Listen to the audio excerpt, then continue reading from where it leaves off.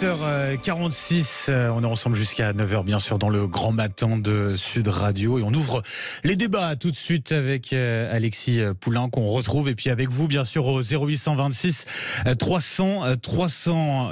On commence Alexis peut-être avec cette seconde demande donc de référendum d'initiative partagée. Le Conseil constitutionnel fera connaître sa décision ce soir. Pour l'instant, eh bien du côté des syndicats, du côté des politiques également, on est plutôt dubitatif, on a du mal à y croire que ça va passer, clairement, peu de chance finalement. C'est-à-dire que le Conseil constitutionnel a montré ces dernières semaines et années qu'il était une chambre d'enregistrement finalement supplétif du pouvoir et pas un contre-pouvoir garant de la Constitution malheureusement. Donc Emmanuel Macron a fait savoir qu'il souhaitait tourner la page. Elisabeth Borne a présenté une feuille de route. Elle explique que les casseroles, c'est pas ça qui va faire avancer les choses. Donc pourquoi le Conseil constitutionnel mettrait-il un petit caillou dans la chaussure d'Emmanuel Macron avec un RIP qui de toute façon ne changerait pas grand-chose à la donne malheureusement. Donc je crois que même si les députés de l'opposition de gauche majoritairement ont déposé ce RIP, peu y croient et c'est quelque chose de l'ordre du lot de consolation mais qui ne va pas changer la donne. Cette réforme passe. Emmanuel Macron ne souhaite pas reculer. Il souhaite jouer la stratégie du pourrissement, comme je le disais dans mon édito tout à l'heure.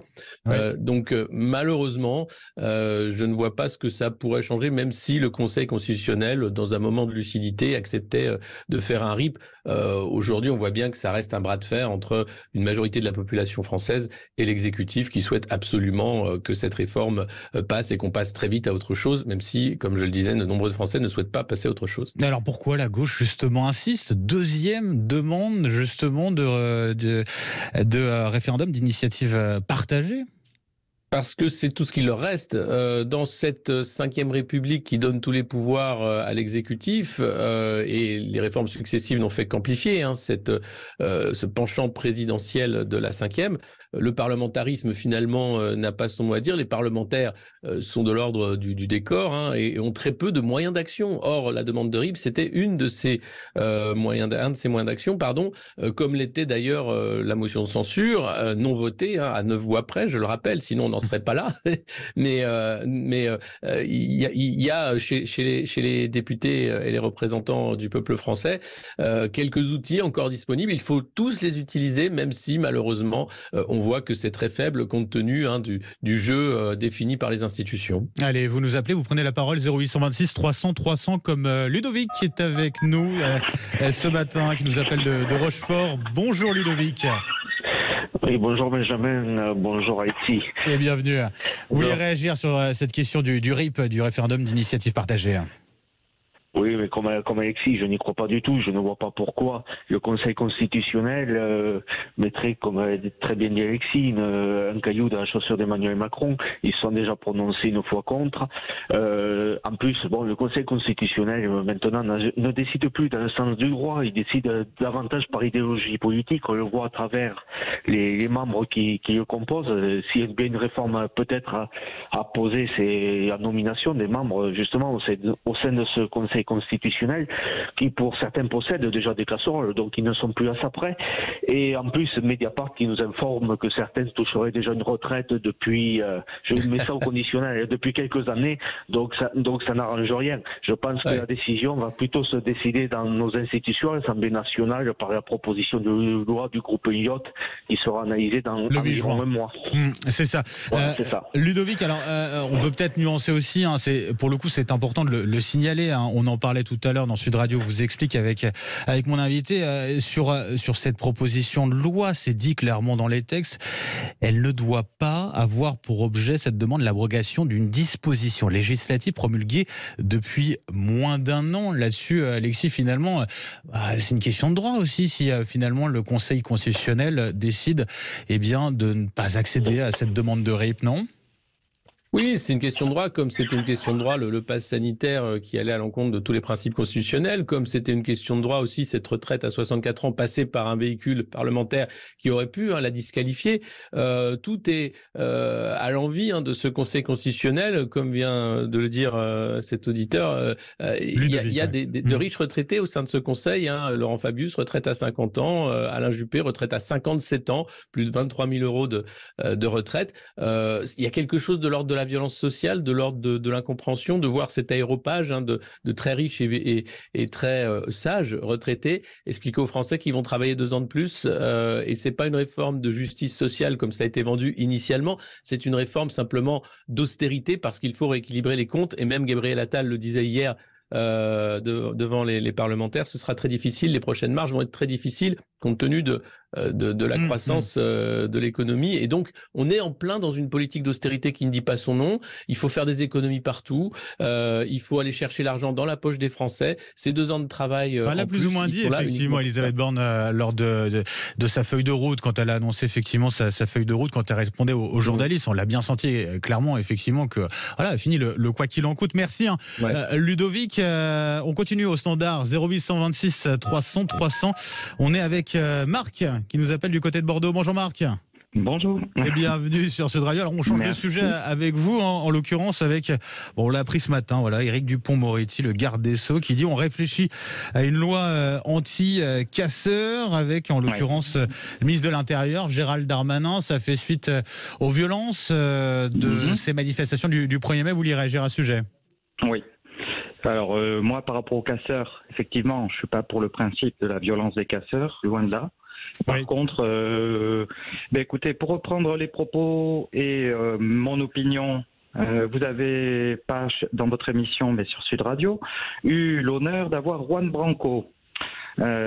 Écoutez, je pense que c'est l'un des rares qui reste honnête et qui dénonce. Il a parlé, et je le rejoins, de violence terrible et qui est manifeste de ce gouvernement et de ce système ultra-capitaliste qui est complice de violences faites à l'encontre des Français. Mais est-ce que ça justifie pour autant, c'est ça la question Marc aussi, qu'on ait des violences sur des policiers? On a vu les images avec des policiers qui se prennent des cocktails Molotov sur le visage, quoi, clairement. Alors, j'entends très bien cela. Ça ne justifie pas cela. Le problème, il est que le gouvernement, depuis des années, est en train de mettre à mal et de mettre de l'huile sur le feu et de donner du carburant indirectement, même les médias quand on les entend, la plupart du temps, de donner du carburant à la légitimité quelque part d'une violence sourde.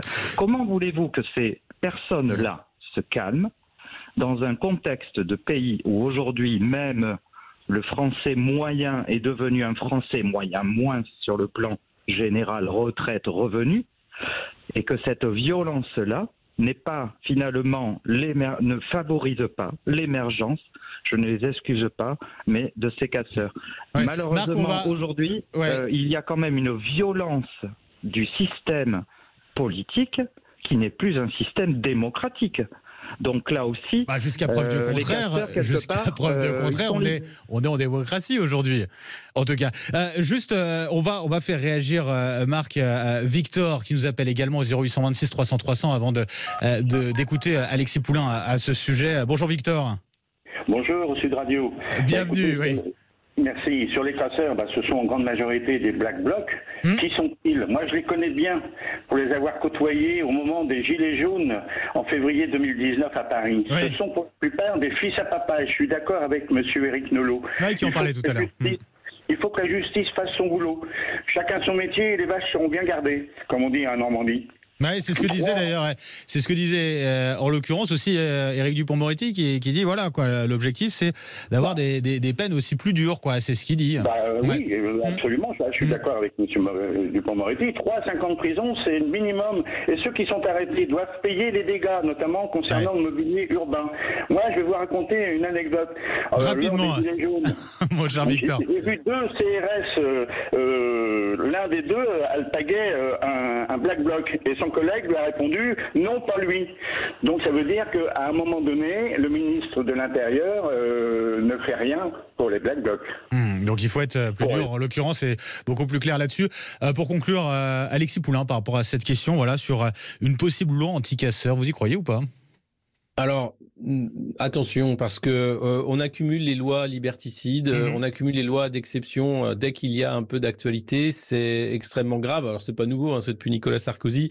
C'est encore une attaque au droit de manifester d'une certaine façon. Je ne cautionne pas, bien sûr, hein, toutes les violences et la casse qu'il y a pu avoir, mais attention, parce que ces lois-là pourraient être aussi des lois qui empêcheraient les manifestations, même celles qui sont non violentes, d'arriver. Donc, moi, je me réjouis pas de ce genre de prise de parole, ni celle d'ailleurs de Gérald Darmanin qui accuse systématiquement l'ultra-gauche ou Jean-Luc Mélenchon de ces casseurs. Il y a évidemment le Black Bloc qui est une technique, hein, mais c'est pas des groupes organisés, c'est systématique. La police fait ce qu'elle peut pour répondre à ça. C'est inacceptable d'avoir des policiers transformés en torches humaines, évidemment, mais c'est toute une violence qui est à revoir sur les rapports sociaux en réalité. Donc avoir des lois pour davantage empêcher la manifestation, pour mettre en prison davantage de Français, alors même qu'il y a un rapport qui sort aujourd'hui sur le rapport des lieux de privé, la contrôle générale des lieux de privation, qui dénonce quand même de l'instrumentalisation des gardes à vue à des fins répressives. Moi, j'en ai marre de la répression. Attention, on est vraiment là dans un moment difficile, dangereux,